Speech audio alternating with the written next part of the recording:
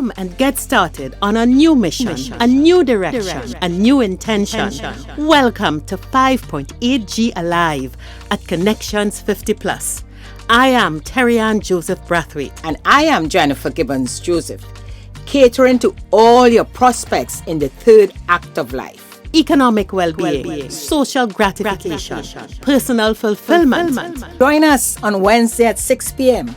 on Connections 50 Plus Facebook page, YouTube channel, and on Gael the Caribbean.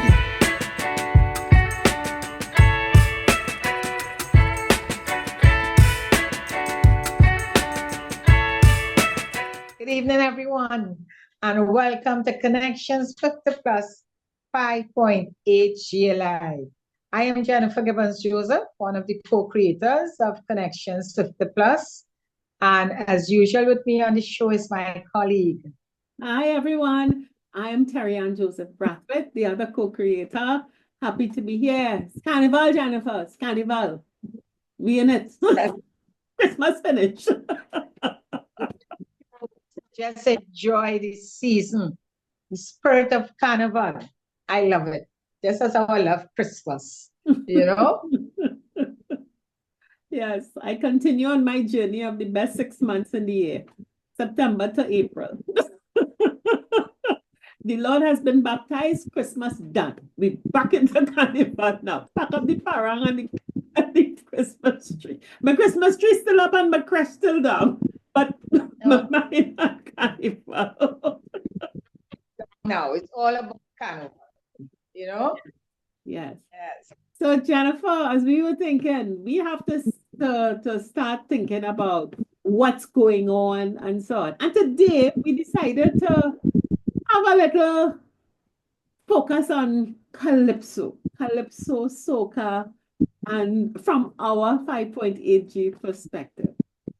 And I think we have the right person as our guest to have that conversation. Yes. Yeah.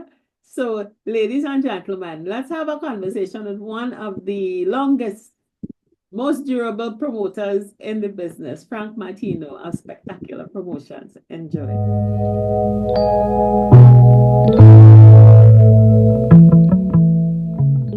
Well, people, we talking Kaiso today. Kaiso, calypso, soca, what else they call it? Anyway, we have a face that many of you may or may not recognize, but I'm sure if I tell you Spektakula Promotions and Frank Martineau, you'll say, that is the man. So, welcome, Frank, to 5.8G Alive. How are you? I am Spektakula. We are so glad to have you here, Jennifer. We have a popular person with us. Of course, and I remember in my days, could reminisce on those days going to Spektakula with all the cultures and all with Tommy and all the, you know, we're having fun time. I'm really looking forward to this chat with Frank. So Frank, we are in the Carnival season, and Carnival we know is mass, is fun, is Kaiso, the music of and we thought we would just have a conversation, go down memory lane, think about the old days, how it started, and coming right back up to the future. I mean, for many in our cohort, sometimes we look on and we say, what is going on with the music? But then, you know, when we look back, every time there's a turning point, there was a confusion. So if we could start, you are one of the longest running, can I say the longest running promotional organization for Calypso in the Caribbean? Will that be a correct thing to say? Yes and no. In terms of the establishment Calypso Review, they were a couple years before us, and they still exist. Yeah. But they were solely a tent, whereas Basically, you have a variety of shows as a promoter. Yeah. We started not in Calypso, we started in 1977 in terms of, we were more bringing on foreign artists. As a matter of fact, our first international show, our first show period was an international act called Millie Jackson. And that took place on the 9th of March, 1977.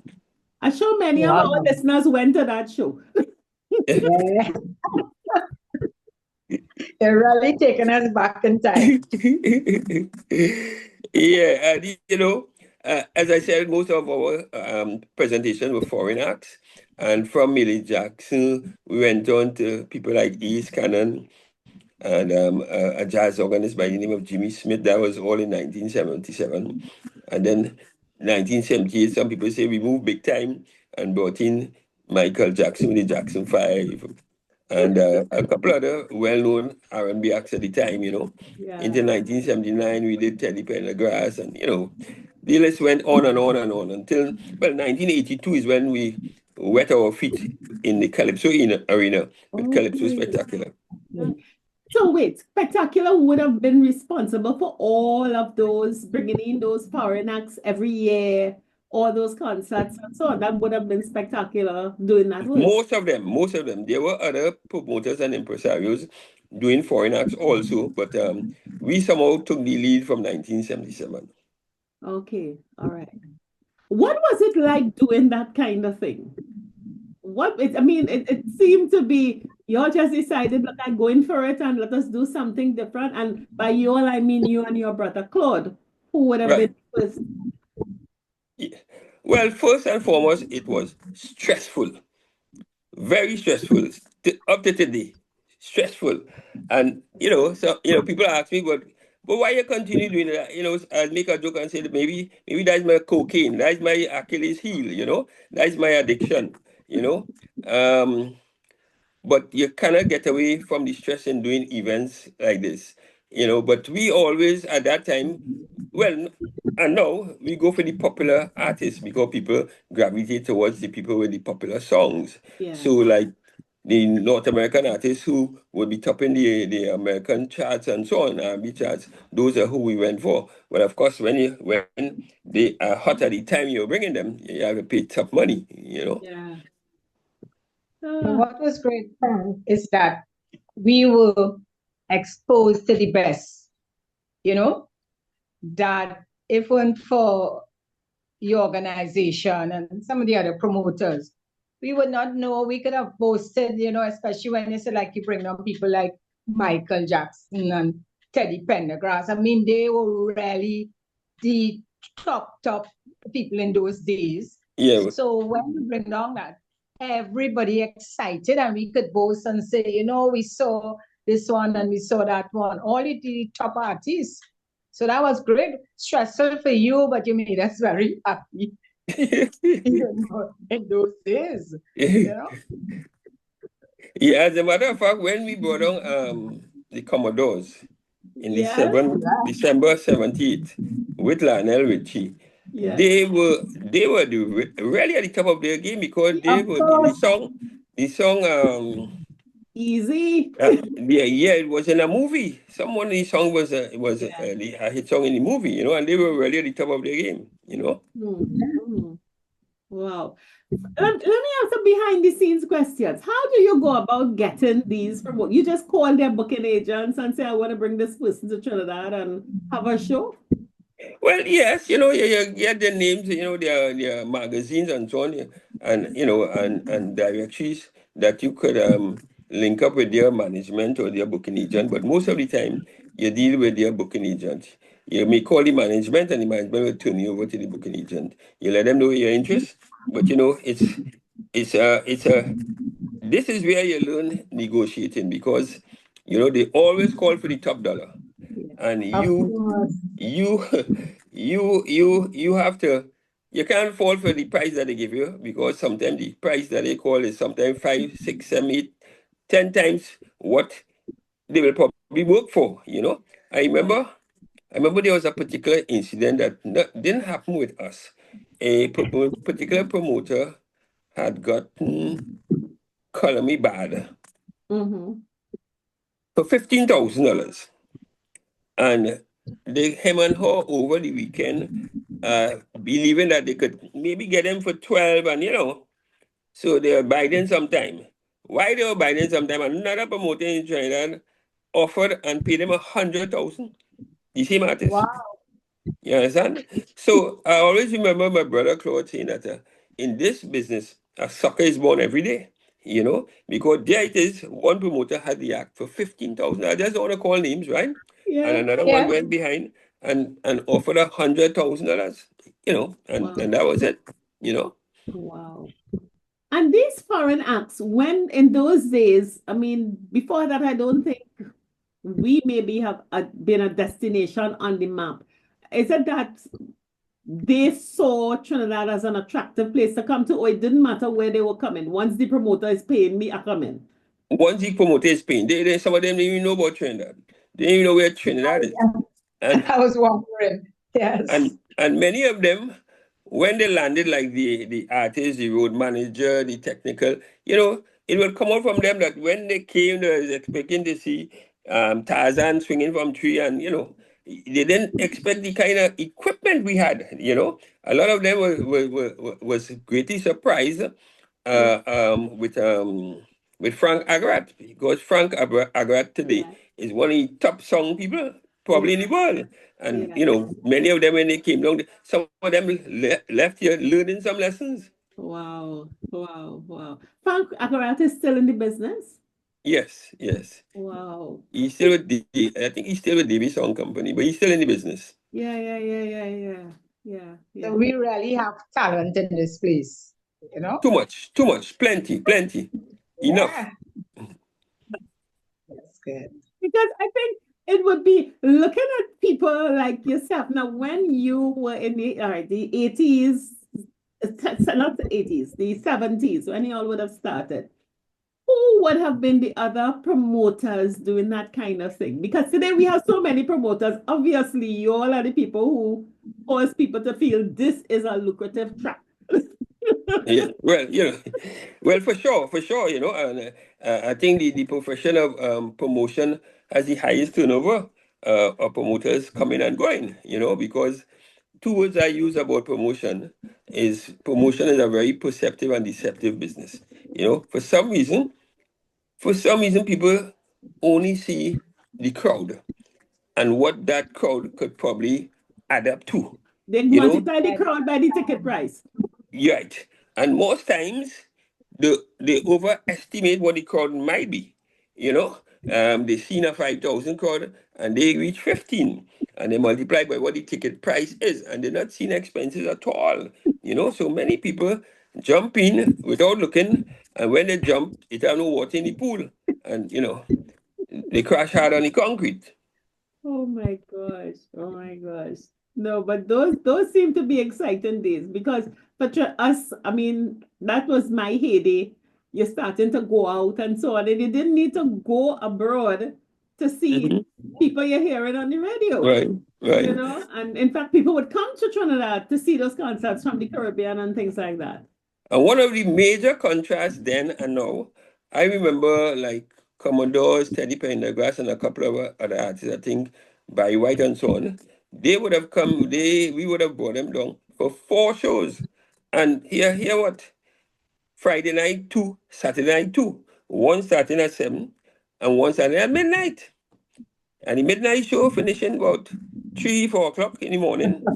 And a significant amount of people don't have transport, and 4:30 people walking down Frederick Street, walking down Charlotte Street to go and get a taxi, whatever, and incident free.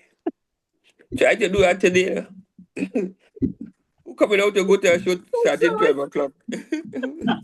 Well, except the youngsters that are going to 3 o'clock in the morning, stink and dirty and so on, But Frank, when you all decided to move into Calypso, did you continue bringing in the foreign artists? Yes, we did.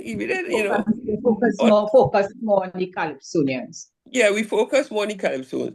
And without, not looking to pat myself on the back, as a matter of fact, in 1983, we brought in Kool and the Gang. And we made a conscious decision. Normally, when you bring in like the R&B acts from North America, you normally put them with similar acts from Trinidad, like the Strollers and the Junior Byrons and so on, and Carol Addison. But that show, we made a conscious decision and we put Blue Boy, as he was then known, Chogdas, Nelson Explainer, and they were the opening acts for Kool and the Gang. And after they performed, it was intermission, and people, that is when the changeover would take place and Kool and the Gang set up to perform. And a number of people, I think a couple of people did leave. They said they got their money's worth, and that was it. Wow. That was it. I think I remember that. And up to a few years ago, Peter Blood in a story had indicated, I mentioned that show, which was the catalyst to people beginning to accept Calypso outside of Carnival. Yes. Right. Yes. Yes. So really, you all really have been trailblazers, as you put it. Yeah. Yeah, we did try. We try. Well, was successful. But what caused you all to decide, okay, we're going to inject the Calypso soca into the entertainment world, as it were, in these concerts, these large-scale concerts? Well, we Calypso is ours, soca is ours, and we would like to see it, go reach very far, because do you recall when we brought on Michael Jackson, we asked him to do Sugar Boom Boom, which he did. Yes. Right? Wow. So the Calypso has always been in our blood, even before we were doing we started the entertainment in 1997. I've been going to the Calypso tents every year, so it has always been there. There's always been the love for it.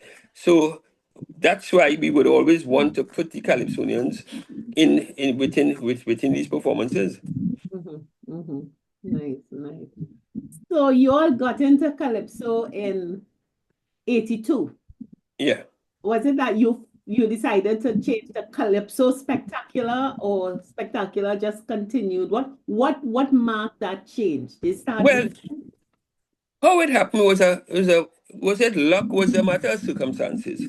William Monroe had built the Kingdom of the Wizards on Henry Street. Yeah. And it was an achievement whereby the time it was built, it took to build. And he spent sleepless nights on the site and getting, the kind of person he is. And it was built in time for the 1981 season. And for some reason, after the 1981 season, I don't know what went wrong. And he decided to get out of it. And, well, what to do with the building? So he approached us. And approached us about leasing the building. And with that would have come the Calypsonians he had contracted. And that's how we ended up in Calypso. And our first season, I remember the lease started in the 1st of May, 1981, a couple of months after the end of the 81 season. And our first season would have been 1982. Okay. So really, it was not a deliberate, conscious decision. It's just circumstances, which we welcomed and we enjoyed. All right. And as going into that set, what were some of the kinds of thoughts you had in terms of what would Calypso Spektakula mean? I mean, you would have had Review, you would have had Sparrow's Tent, you would have had a Southern Tent, and so on. Did you all have a different perspective on how you would present Calypso to the public? Well, of course, we always wanted to present an all-round show. We took the audience very seriously, and we didn't want to stay with exactly how we met it. We always wanted to do different things. There was this particular Calypsonian Black Prince. Black Prince was noted for not being able to perform successfully with the band. For some reason, the band going so, he going the other way. But he always seemed to have good songs. So we decided, well, all right, if that's the case, forget the band. Yeah. Play your guitar back yourself. And he was a hit for a number of years. Yeah. So we were always willing to try things. We came with the cordless mic. We always rented. Take, for example, how David Rudder came on the scene. 1985, Arrow had his big hit, Hot Hot. Yeah. And for 1986, Arrow, like he hesitated in coming in. He always want to make sure that his songs are plain, and when he come, his songs are big. But 1985 was so big that whatever he had in 1986 was, being overshadowed. So, but we wanted to, if that is the case, we wanted to replace him with somebody. And it was my wife who had suggested that, well, we were talking, and she went, well, what rather, what rather. So I brought it to the committee, and well, everybody welcome it. Yeah, well, okay, what rather? So I had the task of approaching Ellis Chorley, and Ellis, no, boy Frank, you want to mash up the band or what? So there's roots. Yeah, that roots. Because it was Roots. Charlie's roots. It was unheard of a lead singer in a band, in a soca band, who is popular at Carnival time, singing in the tent. And this went on for about 2-3 weeks, because this was about 2 weeks before the tent opened, and I get in a dance, and he tell me, well, talk to Pelham, and it's a dance. The tent come and open the Friday night, and on the tent open the Friday night, we went through the weekend. Nothing yet.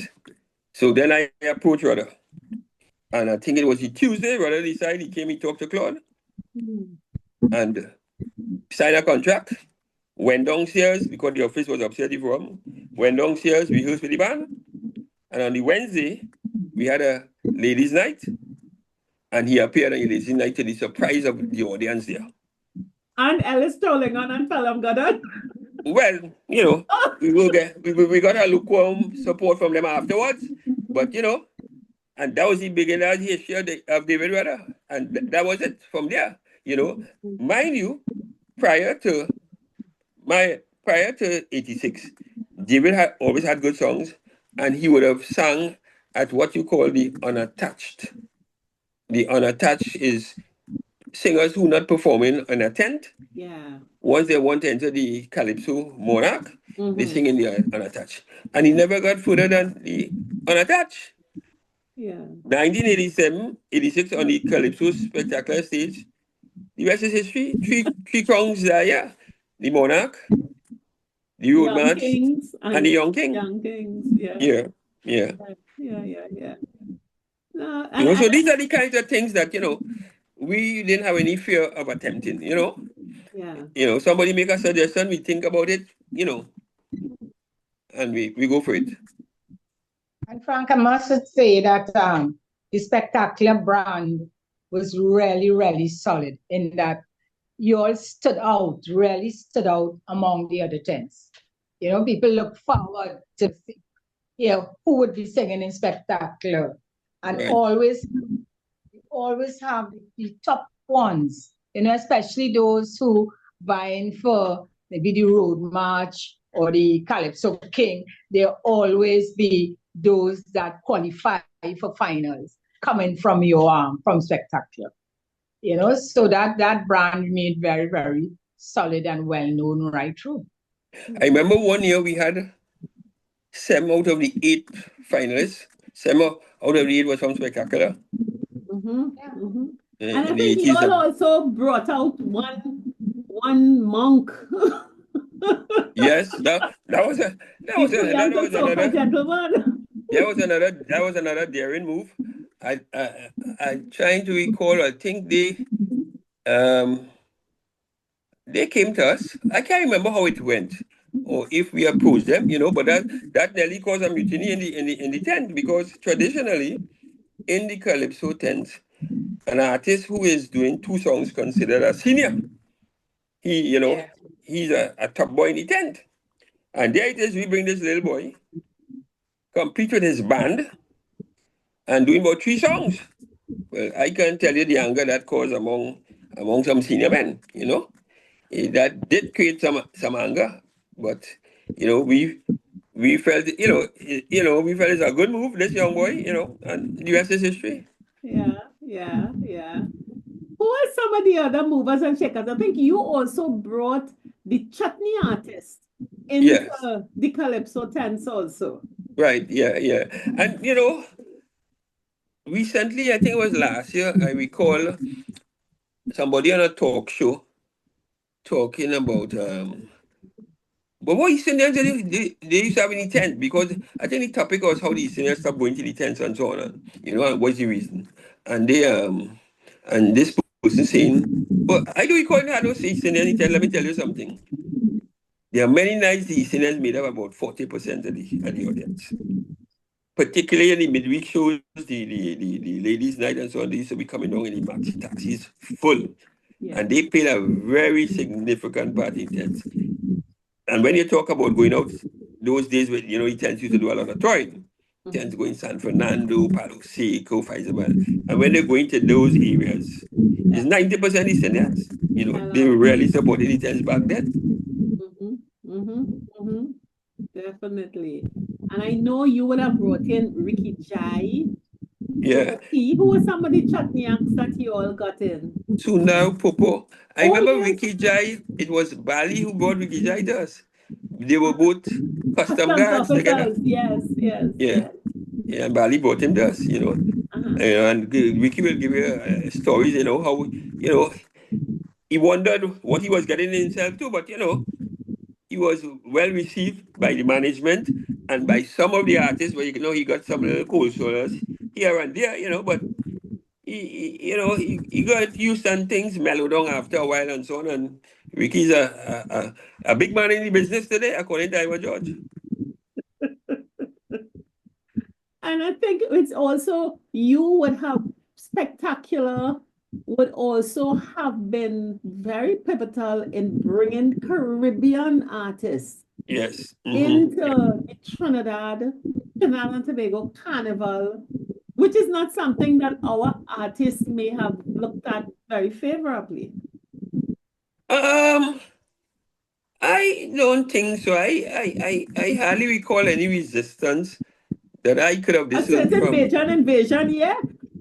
Well, yeah, would you believe that Bajan invasion came from a article in one of the newspapers, and the headline was Bajan invasion, and we capitalized on it and brought in some of the Bajan artists with some hit songs, and the rest is history. Well, that didn't last too long. It just lasted for 2-3 years, the Bajan invasion, But the first one was a very big show at the Jimpia complex, We also had brought in, as a matter of fact, when with the latest, the controversy has died down. Within recent times, I forget the name of the soca artists, going on a hunger strike against Vibes Cartel performing the Carnival Friday. Yeah. And I recall, we probably Spektakula might have been the first promotional outfit to bring in a Jamaican within our Carnival. In 1987, we brought in Love India. See what the police can do.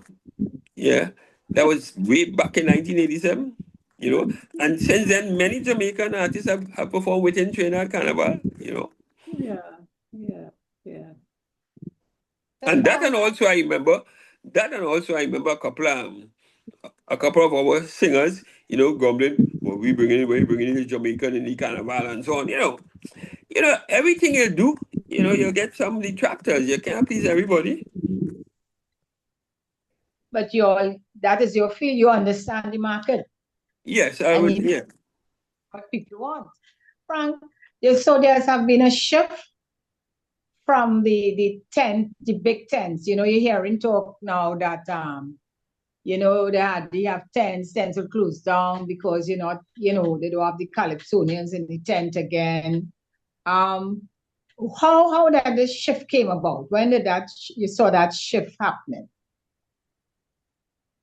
Well, I couldn't say exactly when, but there are a number of factors, Well, in 1995, when the political scenario changed, certain people felt they shouldn't be criticized in the tents. And they started to stay away.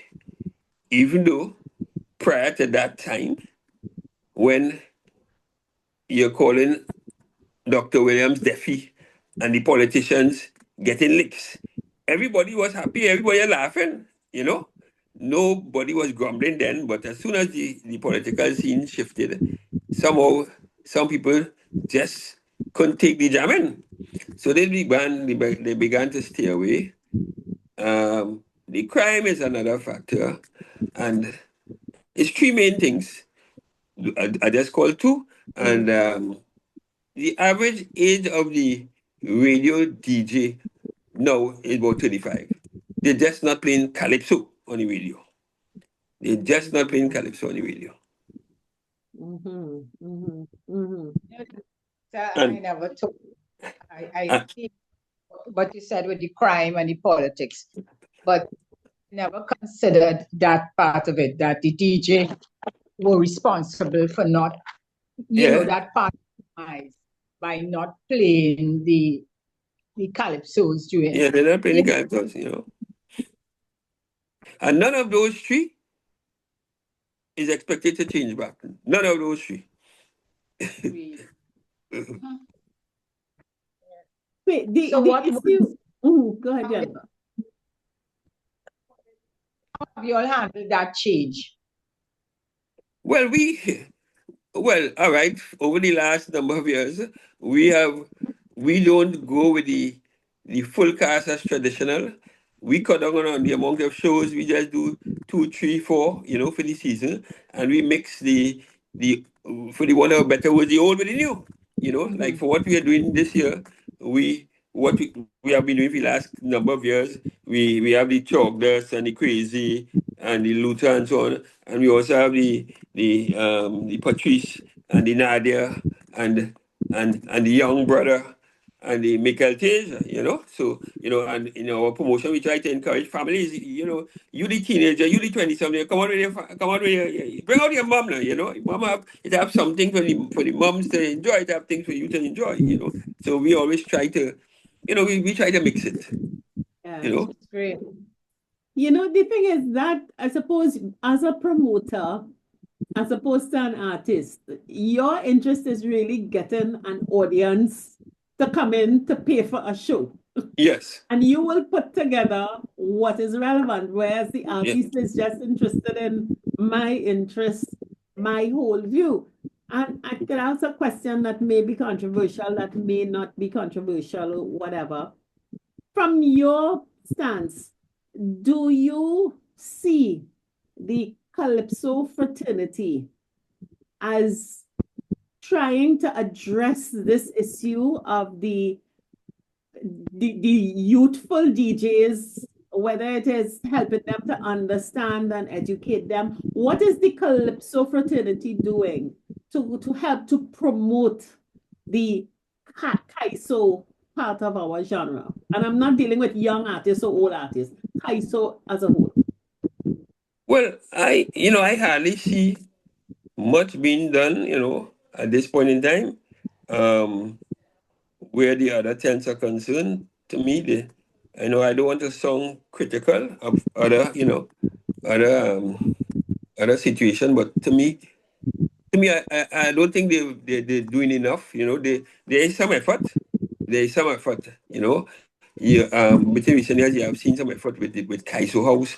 They really make some effort into change up how they do things, but it still is not working where the audience is concerned, and it continues to be heavily subsidized. Yes, without those subsidies, you wouldn't have any Calypso tents. Without the subsidies, Yeah. No tents. Yeah. And I think for our cohort that is really into the Kaiso, the Calypso, it is really in the tent that you go and you hear and you listen to that song. Kaiso really doesn't go to the mixing and the high tempo of radio stations, I suppose, and the commentary and all that kind of stuff. Well, as what they say is, years ago, the Calypso, the Calypsonian was the voice of the people. He used to bring in the news. You understand? Now, by the time he bring in the news, social media don't get the news already, Yeah, the guy so they have much news to bring again, he was the voice of the people. What the Calypsonians say goes and so on, But nowadays there are so many different avenues to get your news. By the time the Calypsonian come, it is, Mm-hmm. it's late. Yeah. But I think the whole direction now is to be entertained. And I think Spektakula has a good, along with some other promoters, has a good package in terms of your tent, which comes out, and as you say, you bring the old and the young. But instead of long ago, Calypso tents used to be what, a 2-month season? You would run the tent for 2 months. They used to run the length of the season, but it's like wherever Carnival is, they start New Year's Day, or immediately after New Year. A couple of times they have started even on Boxing Day. But at the get-go, we never really ran those long seasons, because, as you get in the business, you're watching it and you're hearing people say, the short season is where you make the money, What happens is, when you run these long seasons, it doesn't really mean more people coming out. No. But you have more weeks of expenses. Fixed costs, yeah. And you're paying the artist by the week, So we were not very popular where that is concerned, because a couple of them make us out in terms of, we're not running more than 5 weeks, regardless of how long the season is, So they were not too happy, but we had to protect ourselves, Tell me something. Are you involved with helping promote the Calypsonians overseas? Because I have read in the I think the last year especially, where you saw the older, let me say older, but the more senior Calypsonians, like crazy, and they getting stints to do overseas. Who really behind that? Are you the promoters behind that, or they do it themselves? Not anymore. They are promoters in the islands, but we left a trail for at least 25 years. In 1986, we did our first stint in Barbados. And this was like 3-4 weeks after Trinidad Carnival. We went into Barbados for the first time in 1986. And we did that annual show in Barbados for at least about 20-25 years. We did leave a significant mark in the Caribbean because we started off with one show in Barbados, one annual show. And after a while, we were doing about 2, 3, 4 shows in Barbados annually. And of course, after we started Barbados in 1986, a few years after, we got a call from Antigua. So we hit into Antigua, did a number of years in Antigua. And so we have done Barbados, Antigua, Dominica, St. Lucia, and Bermuda in the Caribbean. Also, we have done New York and Canada. Well, Claude for a period of time was living in Canada, and well, he would have controlled the Canadian market in Toronto for a number of years. So we did leave a significant, we blazed a significant trail in the Caribbean, and Barbados.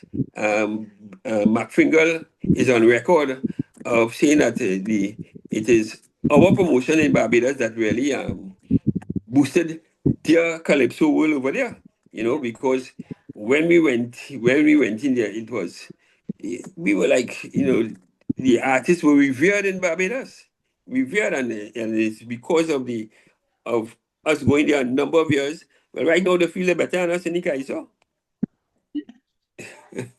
But you would have also, as a result, been responsible for a lot of local acts getting their first exposures up the islands and performing outside of Trinidad. Yeah, as a matter of fact, I think one of the biggest audience we may have had in Calypso would have been in Barbados. It was our 10th anniversary in 1996, where we had 20,000 people at the National Stadium in Barbados. And when I say the biggest in terms of the population was at the time about a 250,000. 250,000. Yeah, and we got almost a 10%. We never get that kind of percentage show in Trinidad. So only a couple of days ago I was mentioning to somebody, I think it was Lennox I was talking to, and if it's one regret in life is that we have no documentation of the trail we blazed. Nothing. And I say, I really have to give credit to Liz Montano for what she has done with Marshall in terms of documenting everything. And keeping all the outfits and everything Yeah, is preserved. Yeah. everything. Of all the foreign artists we bring down, I know I didn't have a picture with one. None of the posters or anything. I think I have something with Lionel Richie, but really and truly none. Oh my God. But hopefully this interview will be part of the archives. You know, one of the things this brings out, because notwithstanding you and Claude seem to continually, I wouldn't say break the mold. You didn't break any mold. You just went and created your own mold. And you seem to be the promoter the artists love to hate. But they couldn't do without. Because even though they vex you bringing the foreigners, they vex you bringing the chutney, they vex you bringing the young boy, they vex you doing all these things. Calypso Spektakula continues, and you are still here as a player in the Calypso world in 2025. How do the Calypso artists see you? What is your relationship with them? Well, most of them is a matter, mutual respect. I keep saying, you can't please everybody, but most of them we have that mutual respect. Some will recognize the trail we have blazed. Others may not see much significance, but I think the majority do, particularly those, beyond 40 would recognize, that the work we would have done through the years, because as you would have said, we would have started the career of many of them, who have gone on to be millionaires today, Yeah, definitely. And as we talk about that, we've seen Calypso go, you had the Roaring Lion, then you had Sparrow come in, you had Rudder come in, you had Marshall Montano. Now Marshall is a senior elder. Yeah. And Marshall don't jump, but 2 feet don't come off the ground anymore. It's one at a time. Look at him performing. But you're seeing all kinds of trends in the music, in the evolution that I think our generation does not understand. I don't understand it, and I know that you're not a musicologist, as it were. But as you're seeing the trends in Calypso in the last, let's say, 10 years, soca is evolving. There's something called Zest, there's something called Trinidad, and then this year there's somebody called Young Brother. Help me understand the link between all these things.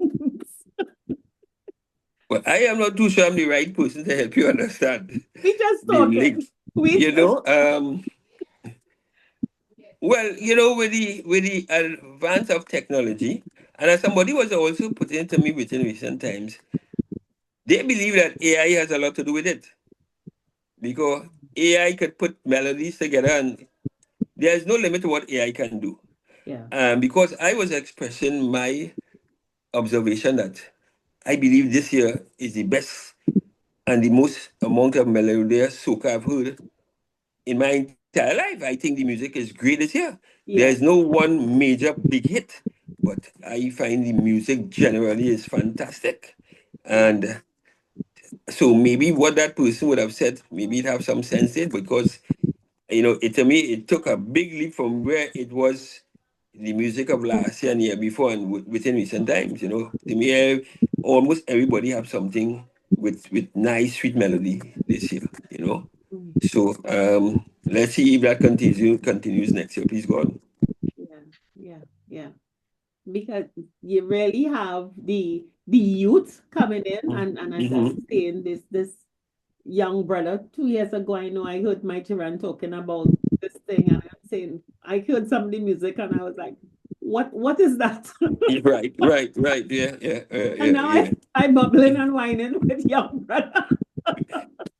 Well, he wasn't into the music he's doing today 3-4 years ago. He was into the kind of Trinidad music and that kind of thing.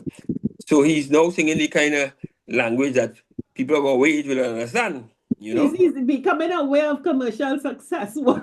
Yes, yeah. Where he'll get his dollars. Right. Let's hope a number of the others who is still in the Trinidad thing will learn from him and jump over. But what I've noticed, especially with the young artists, is that they have become entrepreneurs. Most of Yes. them, you can see now, yes, they're pushing, they're making the money, Yeah, but yeah, they've got well, that they need to invest for the long term. And right. many of getting into different type of whether it is the more successful ones like Voice and the setting that example that they have in their merchandise and different things that they're getting into. Right. See, it's very positive in terms of how they are moving forward, a little different from before. Well, of course, just like everything else, those coming behind us who make the money, like in cricket, Subas probably make a percent of what Lara make, you understand? And that's how it goes, that is life, let's hope they put it to good use and so on. But we have so much more of that to witness, as we go along. And it's good for the business. It's good for the business. Yes, yes. And I think I heard even Marshall at a presentation talk about how many years he lost and needing to invest. Right. Yes. Yes. Producing records, producing, but people Yeah. are just not buying a show Mm-hmm. unless it is your own show. You're just being paid as an artist. You as a promoter would have gotten enough flack. It's only the promoter making money and the Right. artist Right. whatever it is. I Yeah.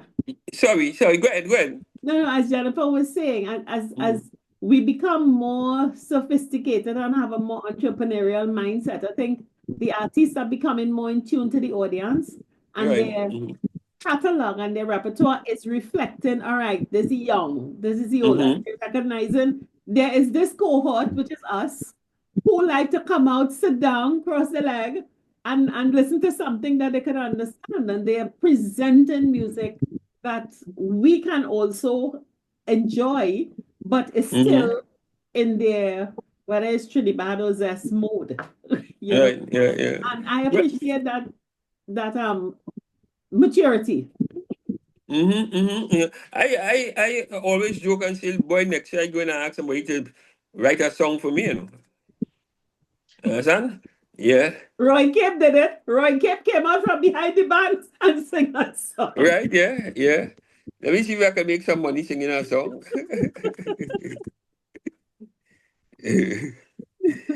I also recall in the days of the Calypso tents, the Clash in the Savannah used to sell 12,000 tickets in a day, Wow. The Monday Night Clash used to sell 12,000 tickets a day. And the advertising, they used to start until Sunday. The Clash is the Monday. You put ad in the Express and the Guardian the Sunday. You runs on TV the Monday night. And the Sunday and the Monday you run in some radio. And no tickets was sold on the Sunday really. But Monday all the tickets went on sale and by 4 or 5 o'clock the grand and stands sell out. Yeah. So promoters used to run from that clash. Yeah. Yeah. No, it's a different kettle of fish. You see old videos of the Masquerade finals with Stalin performing and Radar or even Scranton doing the will and Right. woman and those things. And you seeing North and Grandstand packed to the stage. Packed to the stage for Kaiso. What would bring those days back again? Nothing. We gotta start over. Or is it not in the Masquerade, but it's probably in a Marshall Monday or a Tuesday on the Rock or Is We or Voice Concert? Have those heyday shows now been converted to the artist shows? Well, yeah, more or less, but how we knew things, that ain't coming back. That ain't coming back, it is there in a different format. You know, as you said, it is there with the Monday Madness and the voice and the cash show and so on. You know, it is there in a different format. Don't forget We Mr. time Teja. because right, yeah. It's only today I heard on the commercial that he employed Brian McFarlane. So you see Yes, where we going. Oh, I hear Wow. him commercial for the last couple of weeks, but it's only yes. today I said, "Oh, wait, you know." He's Yeah. producing it. Yeah. Michael Tisha come on and he hire McFarlane, you understand? So that's where we're going, I'm and we happy have for him. I'm real happy for him. yeah. We just had a rock back and say we had our time. You understand? But this way thing going, you know. Michael Jackson say you gotta make way for the young folks. And they are just running with it. Yeah, But yeah. I must say, listening to some of the interviews with the younger artists, they definitely show appreciation for the senior Calypsonians. And I saw in some of the shows that they actually teaming up with, with them, they're singing their songs. So they definitely appreciate and realize that, okay, as you say, they had their time. They're not just putting them to pastor, they're incorporating them also in their shows. Yeah, and And you know that this year I think I've heard about 4 or 5 of the young artists who have sampled works of the some icons gone, you know? Like Shadow on a voice did a touch of Shadow. I don't know the name of the song, but I heard at least about 4 or 5. Yeah. Which is not what in the olden days they would do. The Right. artists would not want to encourage partnership with another. It was more a clash than a Yeah. collaborate. Yeah. Mm-hmm. Yeah. No, I think we're on to good times. I think we have enough in the Calypso sphere. You still have Calypso Fiesta, you still have the shows. I think there is enough there that is Calypso is not going anywhere in a hurry. It's modifying, Right. Yeah. and According to Chogdas, they're probably still in the hospital, but they'll come out soon. too many of them may be still producing material for an audience that is dead or not able to come out to shows. Well, all that, So you know. they have to take a page out of your book because even though you've been here since 1976, Well, 76 in 76 77 in general in promotions in and 82 promotion, in Calypso. Yeah. but you're still vibrant, relevant, and active up to today. So Well, thank God, according to Nappy, thanking the Father all the time, that I have the life because none of my children are interested. yeah, that's unfortunate. But Very, it says to me that the need to evolve, change with the times. You have changed your model to suit the times, but you remain an ardent supporter of Calypso, soca, local entertainment. And if the audience modifies, go with the audience. And I think that's probably that's the lesson that we could certainly teach a lot. And our cohort is thankful to you for that. Well, yeah, I try not to stand still and try to move with the times and try to stay relevant, try to do things differently. Definitely. But I want to thank you for that. I really do. And I think we are very, very happy to shine a spotlight on spectacular promotions, Calypso Spektakula, for longevity, for relevance, for entertainment. And it will go on. And definitely I hope someone is in your wake to continue because none of us will be here forever. Right. But I'm not seeing it at this point in time. Well, you had to write the book.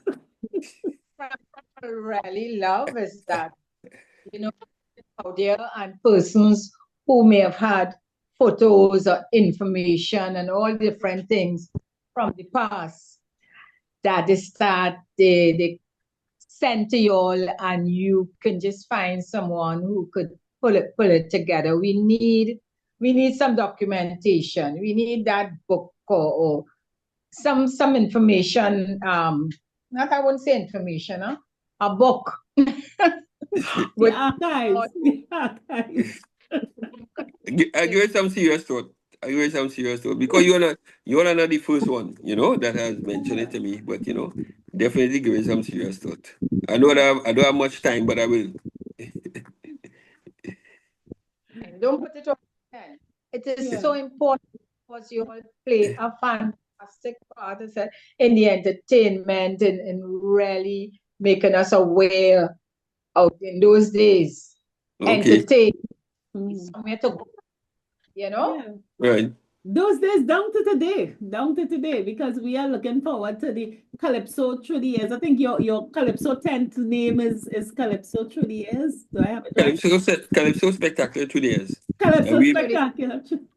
first 2 nights are Wednesday the 12th and Saturday the 15th. Wednesday the 12th in Napa and Saturday the 15th in Sapa Yeah. of February. Yeah. Yeah, so Calypso Spectacular is still there, still pumping, and young brother going to be there too. Yeah, he's one contracted, yeah. So the lineup and I found it exciting. I really love the idea of incorporating the young artists. Right. So who will be the oldest and who is the young? Well, the oldest meaning not oldest chronologically, but the oldest performer and who is the youngest? The young brother will be the newest. Well, he'll be the newest and the youngest. Nelson will be the most senior of all, and we'll be paying tribute to Chogdas and Tommy, who are the only two that has been with us from 1982. Wow.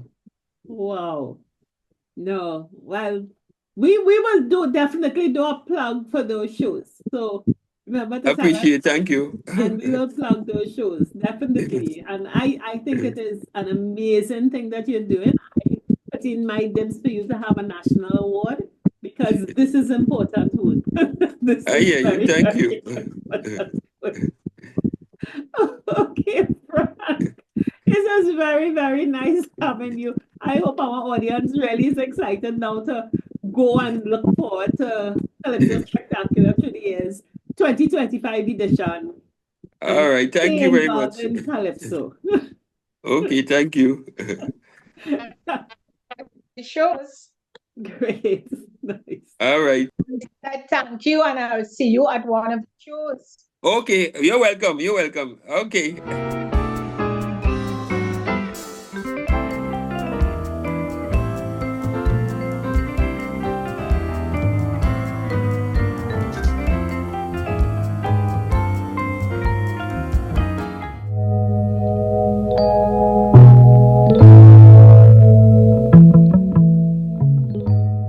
The Martineau brothers really deserve some kind of national recognition.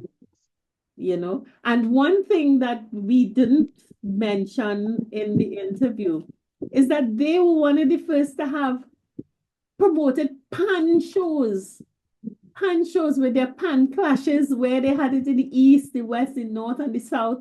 I mean, Pantrenberg was trying to do that right now, but they had pan shows where they put their money out and put the art form together. They embraced the culture and promoted it well. So I agree with you. Deserve that recognition. Definitely. It was so entertaining, and we could have 2 shows with Frank talking about all the exploits and ventures. And you talk about, as a teenager, I was in that Michael Jackson concert with my little boyfriend and Commodores and Man, I lived in Belmont and Spektakula right down on Henry Street there. Man, I don't know how many. I didn't miss any. It was just fantastic, and I'm looking forward actually for this month or for next month. Yeah. To attend the Kaiso through the year.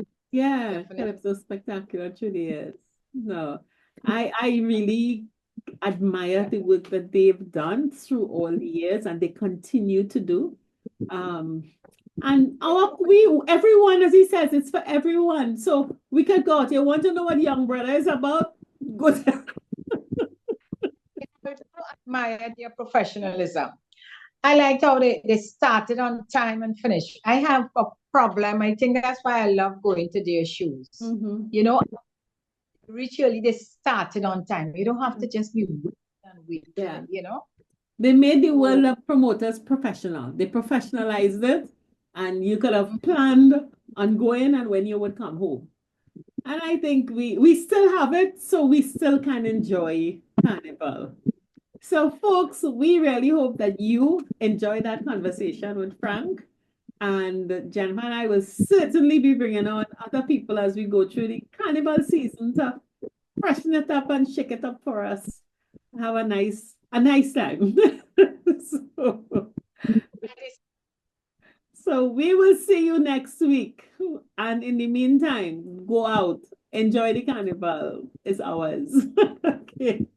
Bye. 50 Plus Tribe and follow us from Trinidad and Tobago and the Caribbean. Thank you for joining us on this Connections 50 Plus 5.8G Alive show. We hope you enjoyed the lively conversation and look forward to seeing you next week. Don't forget to like our Facebook page and subscribe to our YouTube channel. We really love getting your feedback. Bye for now.